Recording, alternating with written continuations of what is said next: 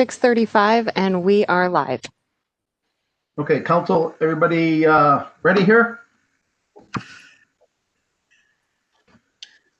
All right, good evening, everyone. I call to order the regular city council meeting of Victoria City Council for Monday, November 23rd, 2020 at 6:35 p.m.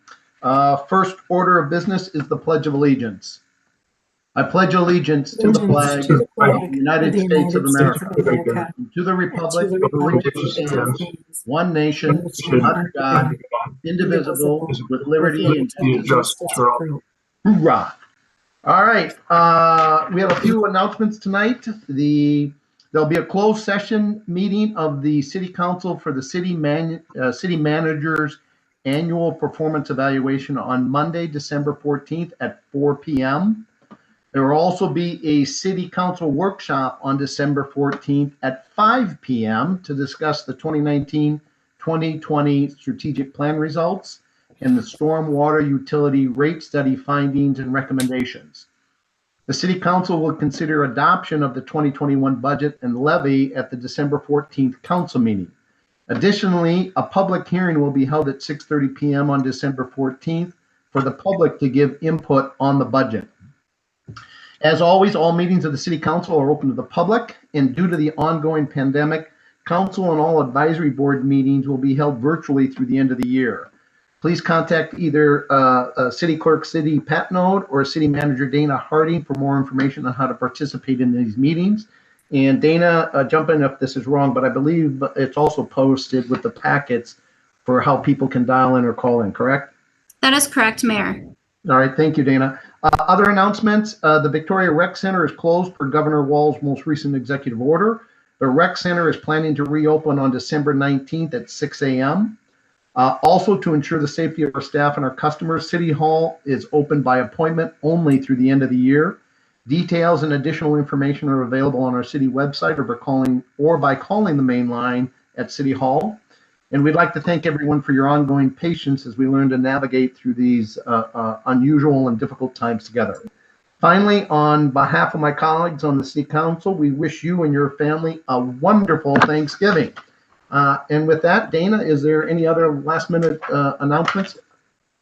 Nothing that we can think of. Thank you, Mayor. Yep, thanks. All right, with that, Cindy, do we have any comments or questions for the open forum? No, nobody has contacted me. All right, thank you, Council. Have you heard anything? Staff, is there anything we need to bring up for open forum? All right, if not, Council, can I get a motion to adopt the final agenda, please?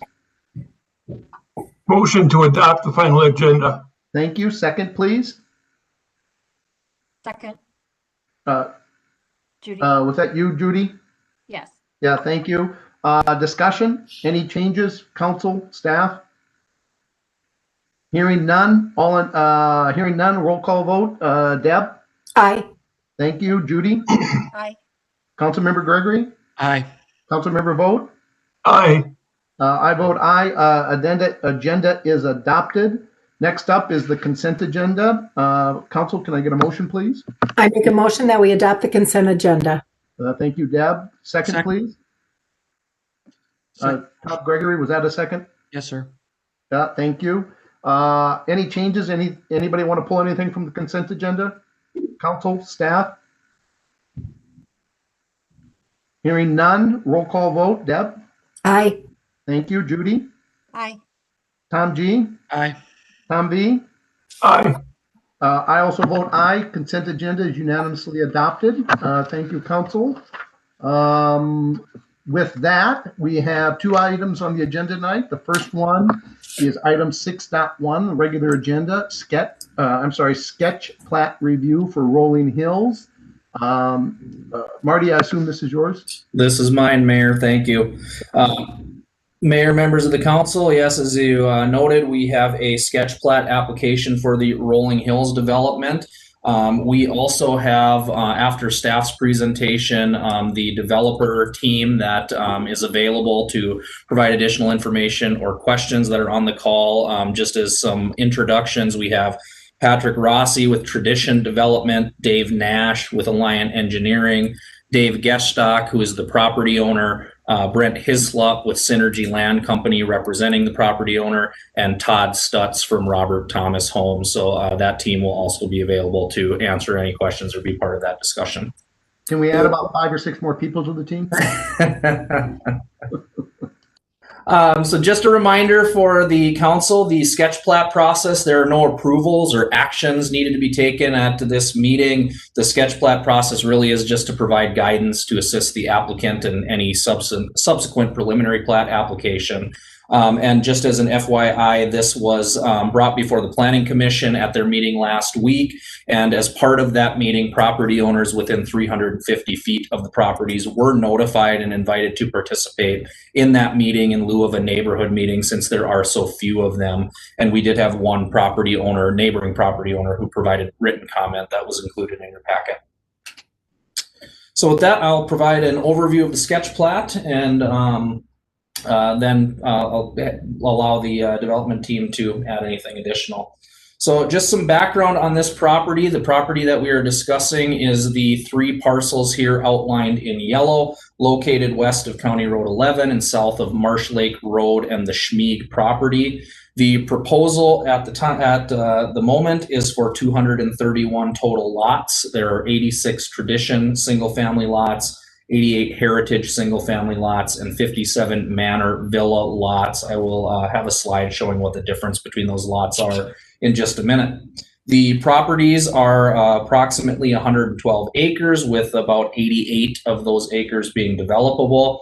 This parcel would require annexation and a zone to PUD, with the intent of having R1 or low density underlying zoning. And these property owners have previously petitioned for annexation in earlier proposals. Those annexation petitions did not move forward because those developments did not move forward. So there are willing property owners looking for annexation. Based on our 2040 comprehensive plan, this area is guided primarily low density residential, which is the area shown in yellow.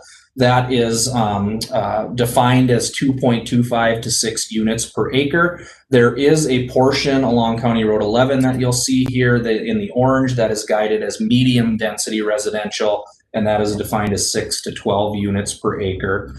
Looking at the entire site and the proposed number of homes, the overall net density is 2.625 units per acre.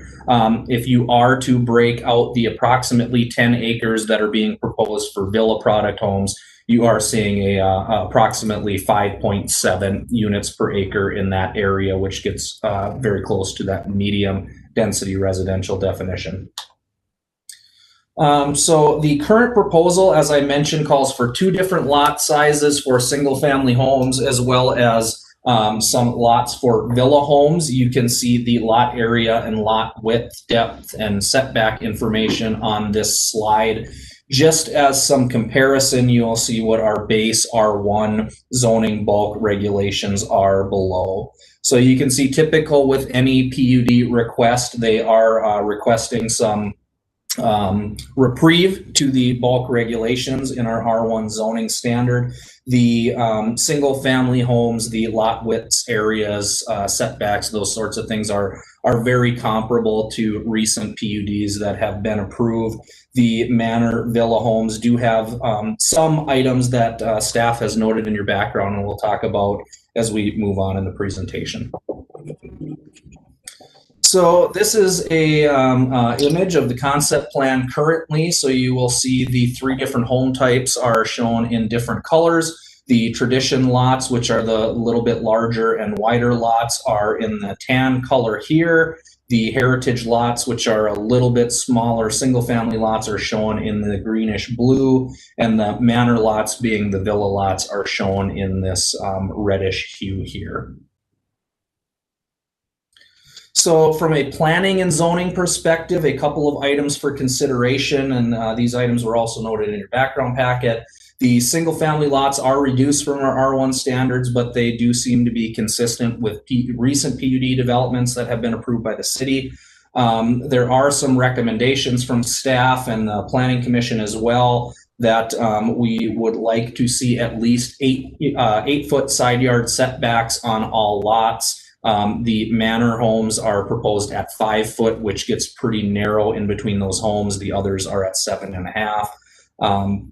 We also had noted that the manor lots are showing a 15-foot front yard setback. Staff and the Planning Commission are also recommending that there not be anything less than a 25-foot front yard setback for these homes to allow for vehicles in driveways without encroaching onto sidewalks for all of these lots.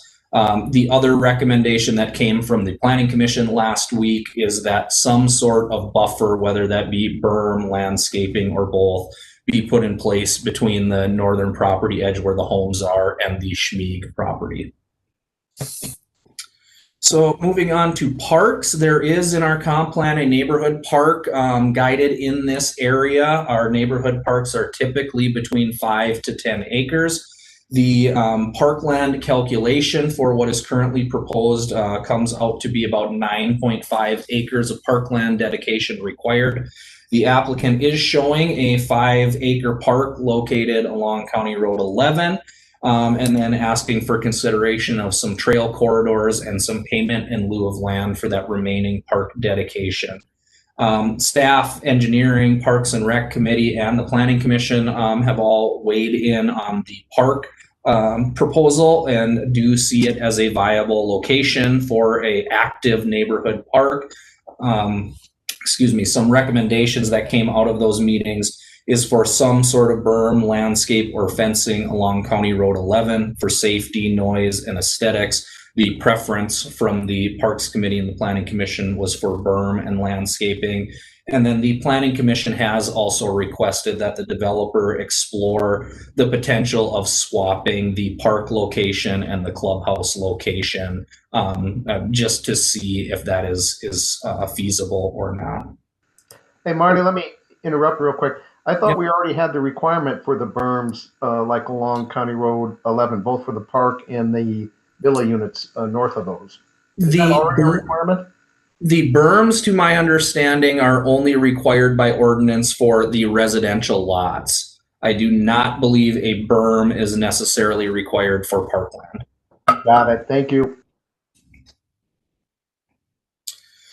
Moving on to trails and sidewalks. So again, staff, engineering, the Parks and Rec Committee and Planning Commission have all weighed in on that, and some recommendations coming from those groups is for a 6-foot wide concrete sidewalk installed on one side of all local streets. That is a pretty standard requirement from the city. Staff is recommending that a sidewalk be installed on both sides in the manor lot area due to that increased density to allow for sufficient pedestrian flow. Sidewalk should be installed on one side of a collector with trail on the other. Again, that is a pretty typical standard in these developments. Also, a 10-foot wide trail should be installed along County Road 11 to connect to the trail system. And then the trail should all connect to the neighborhood street, sidewalks, collectors, and parks via either sidewalk or trail. So they should all connect as part of a trail system.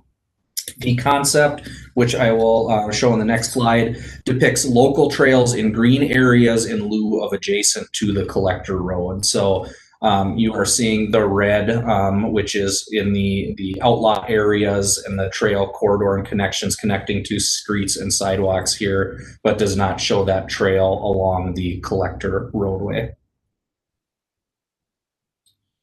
From a transportation perspective, the northern access is being shown as a right in, right out, and the southern access is being shown as a full access. This is in line with the county corridor study that was just presented during the workshop this evening. The placement is slightly different from where the placement is shown on that study. So some feedback from the county is that we do need to further discuss that placement and things and what those impacts would be. But it is consistent with the secondary and primary access shown. They are showing it's hard to see on this slide, but the additional 38 feet of right-of-way that would be required for the most restrictive standard, depending on whether that's urban or rural, to provide that dedication. And then they also are showing the additional 40 feet that would be necessary in these residential areas to construct a berm in the rear yards of the residential homes. The local streets are shown as our typical 60-foot right-of-way section, and the collector, which would run here, if you can see my mouse cursor, as well as the 2 access points, is being shown as our 70-foot section for a collector. So some comments from staff and engineering and the Planning Commission. One item to note is that we are showing some driveway access on this collector roadway.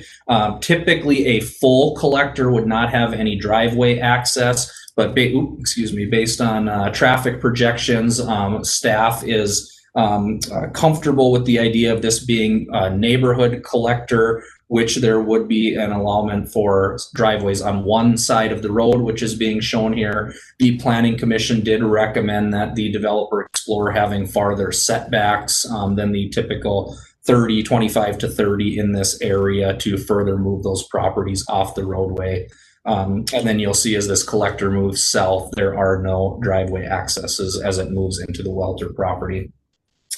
The other item of note is that currently the manor lots, which are these pinkish colored lots in the corner, include 52 homes that are accessed from a single point.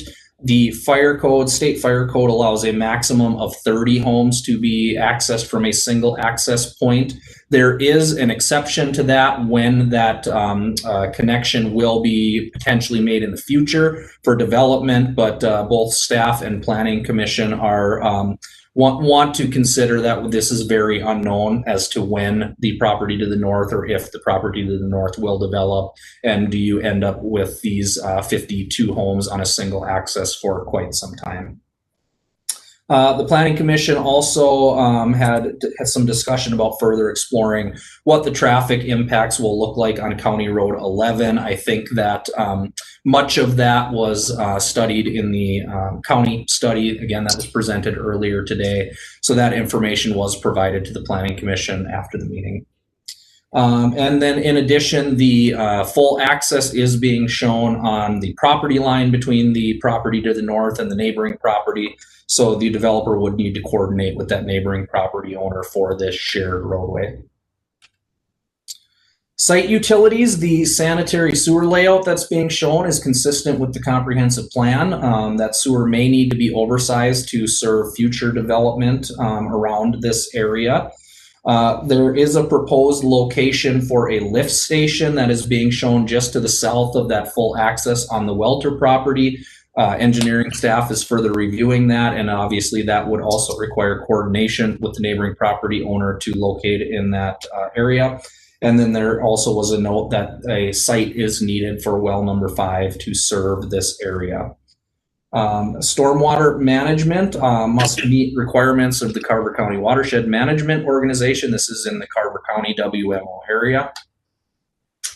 And then just to conclude our presentation, just a note again that was included in your background packet of the different staff and Planning Commission recommendations for the sketch plat. In general, as I mentioned, I think both staff and the Planning Commission are supportive of the concept, with some items that need to still be worked through. And that, Mayor, concludes my portion of the presentation. As I mentioned, we do have the developers team on the line. All right, thanks, Marty. Good work as always. Before we go to the developers, there's a lot of individual items here. I'd like the council to kind of weigh in quickly. We'll just take turns going around. Deb, are you okay with going first? Sure. I think that what the Staff and Planning Commission has provided here all seems reasonable to me. Minimum 25 front yards and 8-foot side yard setbacks on all lots, I think, is a really good consideration. Understand the increased front yard setbacks on the collector streets. I think that's a great idea. Additional access point to the 52 manor lots, absolutely. We need to make sure that we can reach those folks in case of an emergency. I don't have a quarrel with any of these points. I'm just curious, a little bit curious, if the developer adheres to these recommendations, how does that impact his project?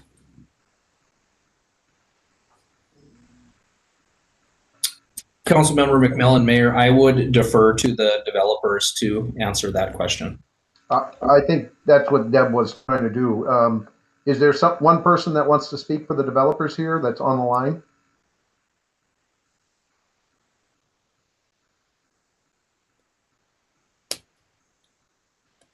Marty, Cindy, are they still online?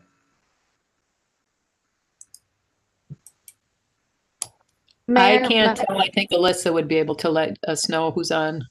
Oh, I'm sorry. Alyssa, can you tell if the developers are still on the line? Mayor, yes, they are still on the line. All right. Does one of them want to speak for the developers and address Deb's question? I wonder if they are having technical difficulties. Mayor Funk, members of the council. Oh, there we go. Okay. Todd.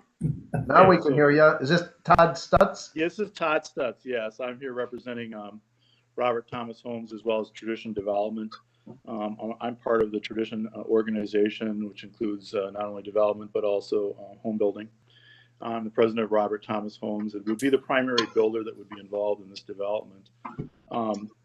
I think we had a very productive, planning commission meeting on November 17th.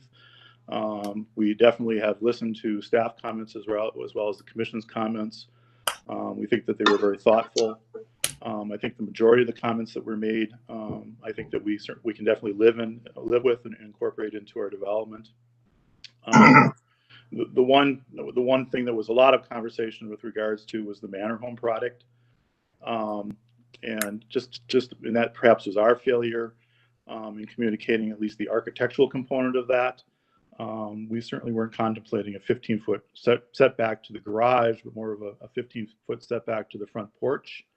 The majority of these homes will have a front porch incorporated with the garage recessed, and so the garage is always intended to be roughly 25 feet from the right-of-way, whereas the porch would be able to encroach into that right-of-way space. But again, we're supportive of the recommendations relative to side yards as well as front yards.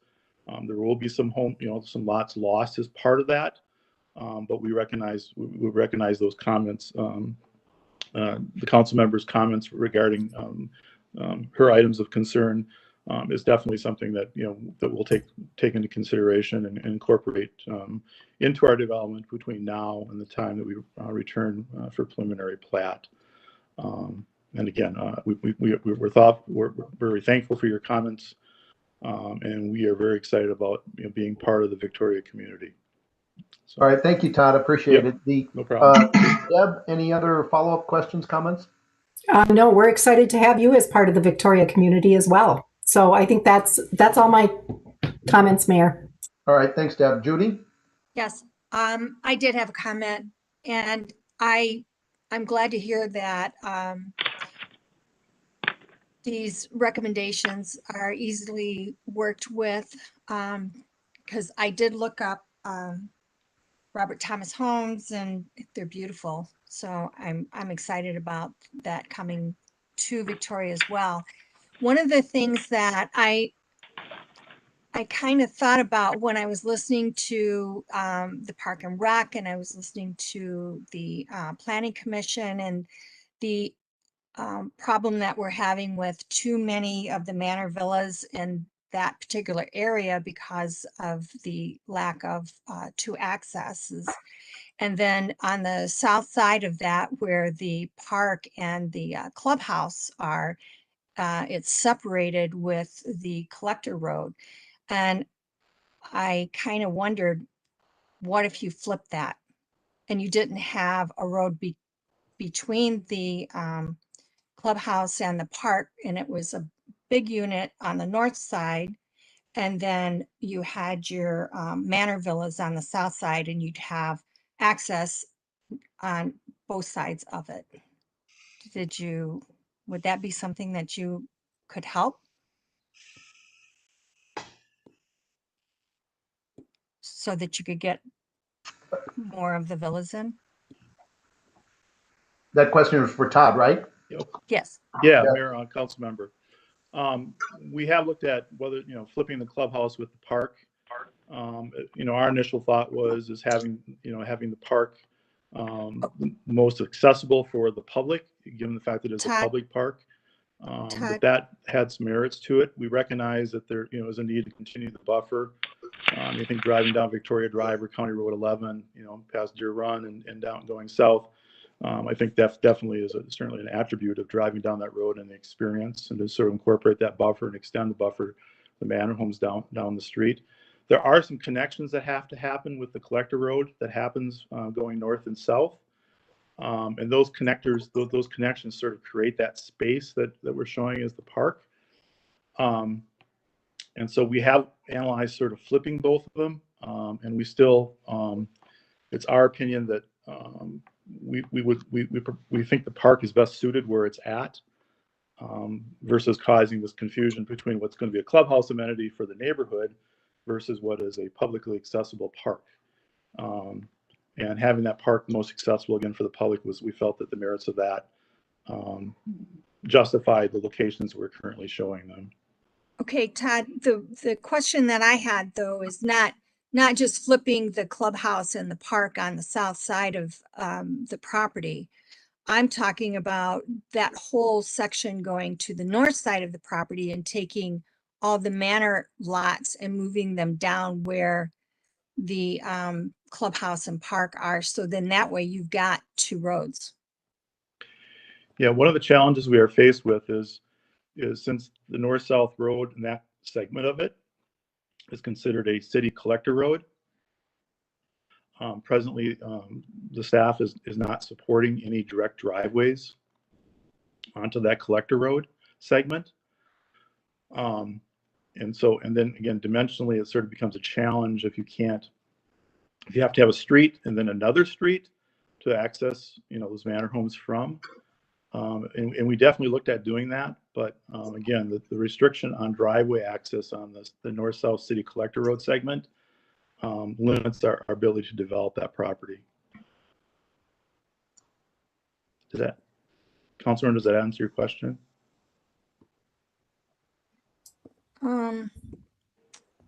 I guess it's just that you're only going to be able to get 35 of those manor lots in the north corner. What's the reason for that? Hey, Because this is of with Tradition code. Development. Hello, am I? Yes. Yes. So I concur with what Todd said regarding the 35 in the northeast section for public safety reasons and access. We are discussing that now, and we're looking at options for providing a second access to that northeasterly area, which would enable us to increase the number of units above and beyond the 30 that Marty had mentioned earlier. Well, it's 35, but you wanted 57. So you would lose 22. Right. The layout has been presented here to you this evening on the documents provided by Marty show the 57 units. What I'm saying is if we were to provide a second access somehow to that street, which presently dead ends at the property bordering to the north, the reduction of units to 30 or 35 would no longer be necessary since we would have two-way access. At least that's the way that we understand it. Yes, council member, mayor, that's correct. The 30 is limited when you only have a single access point. So if there is a secondary access provided to a grouping or all of those lots, you then are not restricted to only 30. Okay. And then the county's fine with adding another access point to County Road 11? Because it has to go out to County Road 11, right? Yes, this is Pat Rossi with Tradition Development. We're under the understanding that we're following the guidelines provided by the county and the city Okay. engineer regarding the location and number of access points. So I guess I'm making the assumption through our conversations with city staff that those access locations are acceptable. Yes, council member mayors, the access locations shown currently to County Road 11 are, again, I think generally in line with what the county is proposing. Patrick, I believe council member Black's question was that new access you would be providing to those manor lots, would that be via county, a third access to County Road 11 or within the development? We haven't pinned that down yet. You know, Marty, you had suggested a crossing across the north central to the west and over to the collector road.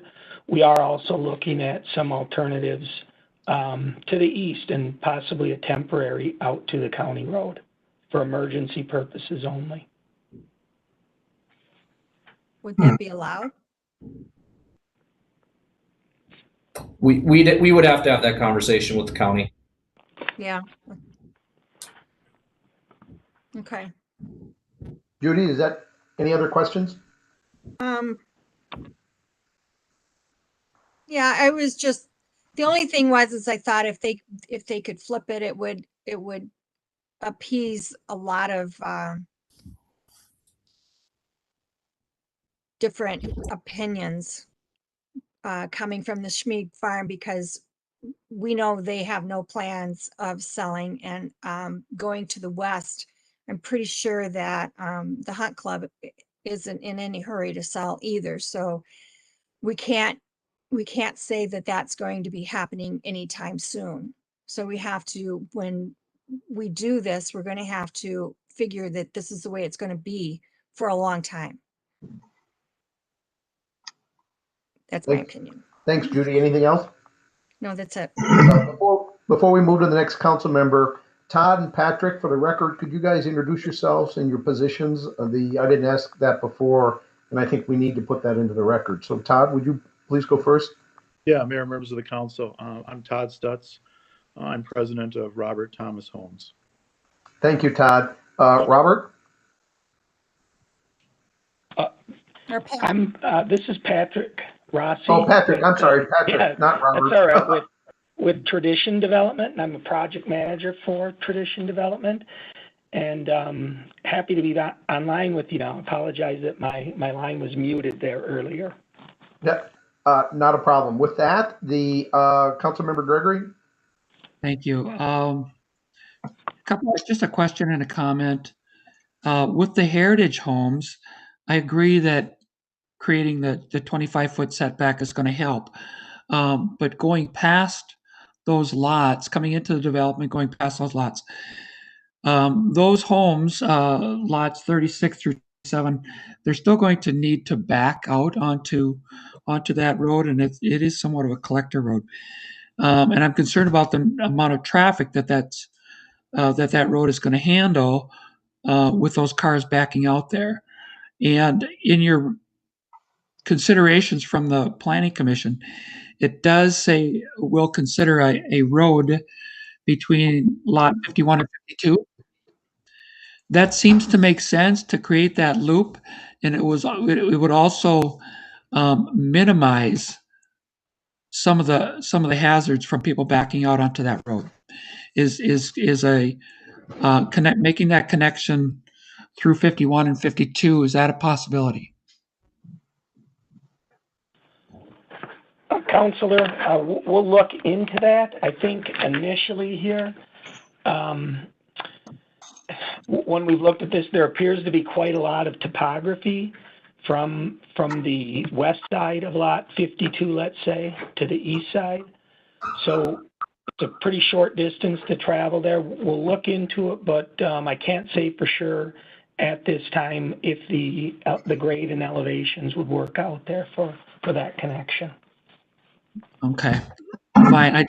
I just do have concerns about people backing out onto that road because that is going to be a main road into this development. The other comment was, if we do a berm next to the park and a trail, that park seems to be getting pretty small. And I'm not sure how much is going to be left after that happens.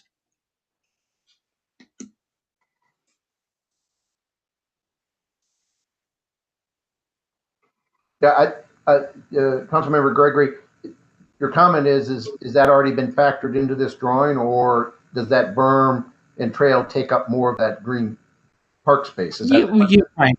That was, I mean, just looking at it, that's my understanding is that both the berm and the trail need to come out of that parkland. Is that a correct assumption? Mayor, members of the council, so you'll see this, you can see it a little better on this drawing. The additional right-of-way allocation, the right-of-way would include the trail. So the trail would be part of that additional right-of-way allocation, which is shown.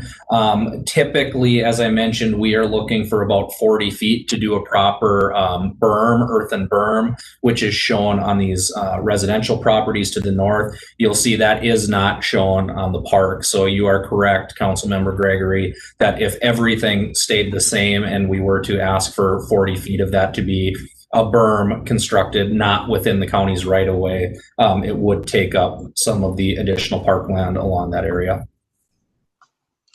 If it does that, does the park dedication just increase? Is that the thought process? Councilmember Gregory, Mayor, members of the council, I think that'd be something we'd discuss with the developers as to whether that still constitutes as parkland toward their dedication or not. Okay. All right, that's it, Mayor. Thank you. Yep, thanks. Councilmember Vogt. Couple questions and concerns. First of all, I'm trying to understand how many units are likely to be built here. 231 is in the proposal with 57 manor units. Is it realistic? Is it going to be 231 or is it going to be 200? What is the probable number?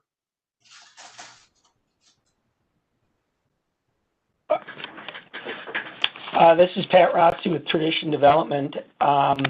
You know, this is our plan at this point in time to build 231 units. We don't have a plan at this point that has reduced the number of units from that point.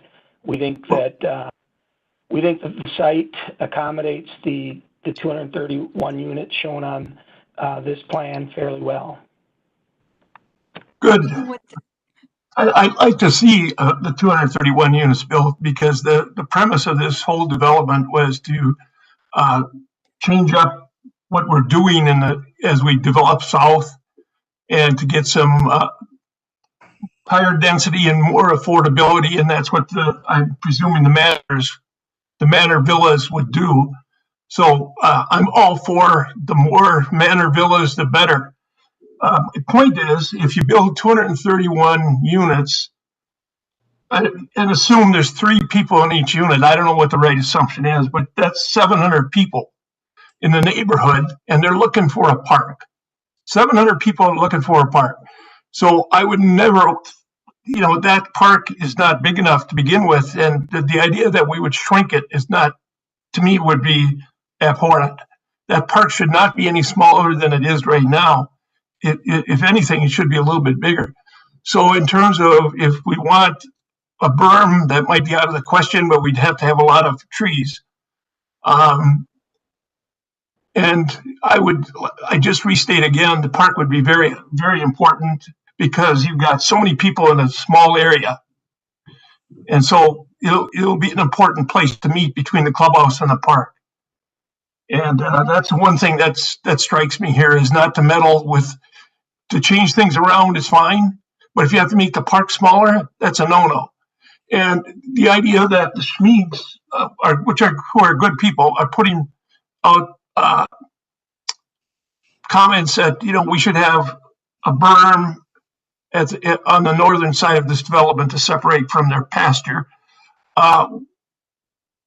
The Lennar development on the other side of Marsh Lake Road does not have a berm separating it from the Schmieg's property. It's a fence. As a matter of fact, it's just a regular wooden fence. So I'd be against anything that's going to jeopardize the size of that park. I'm not going to be here to see this come to fruition, but parks are important, and I think we tend to build our parks too small.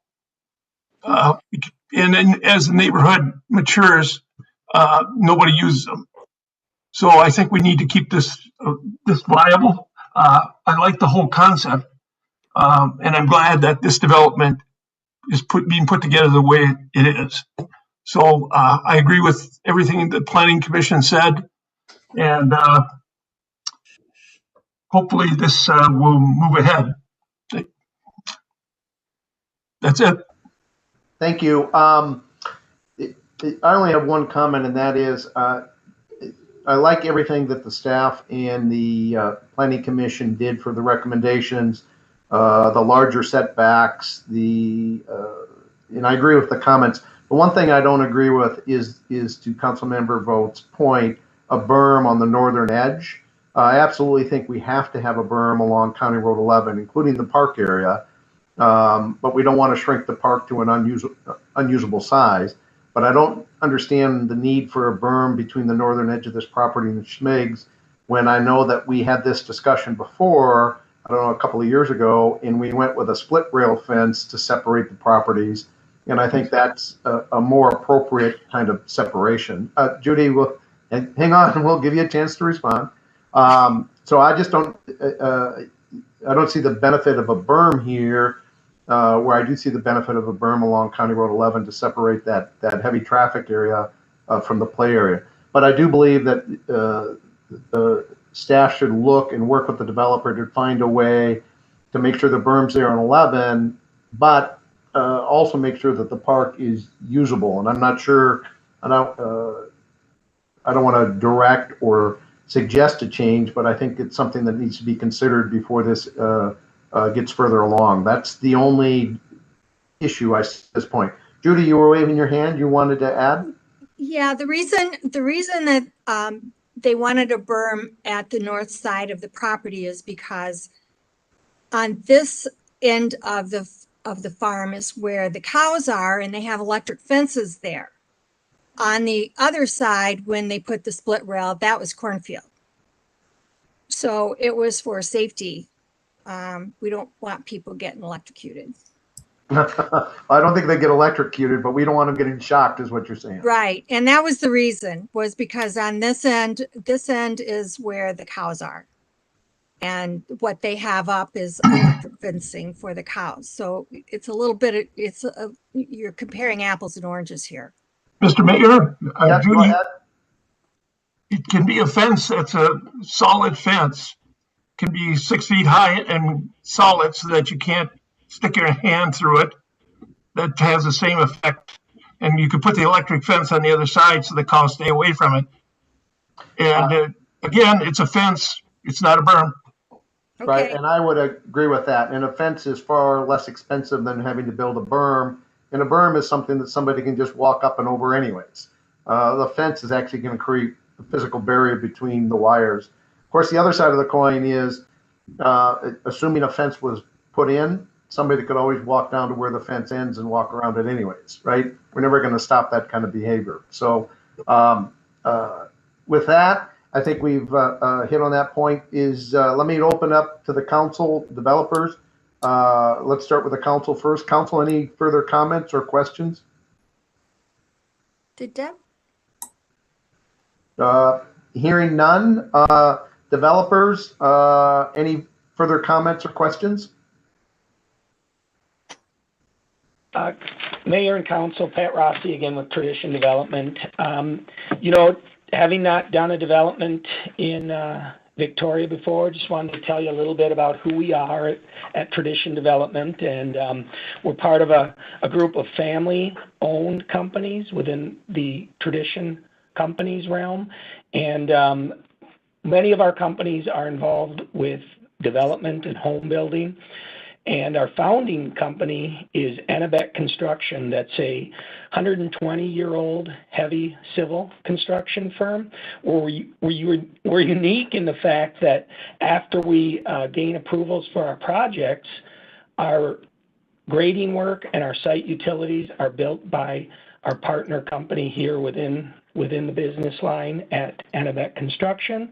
And as you also heard from Todd Stutz this evening, Todd's the president of Robert Thomas Homes. Robert Thomas Homes is another one of our partner companies here within Tradition Companies. And we're intending for Robert Thomas Homes to build the homes here at this site. So we're really a one-stop shop for this type of work, and excited about the opportunity to do a development in Victoria. We're really pleased with this site. We believe it has a lot of natural beauty, and it will coordinate well with the projects that we've done around the Twin Cities area.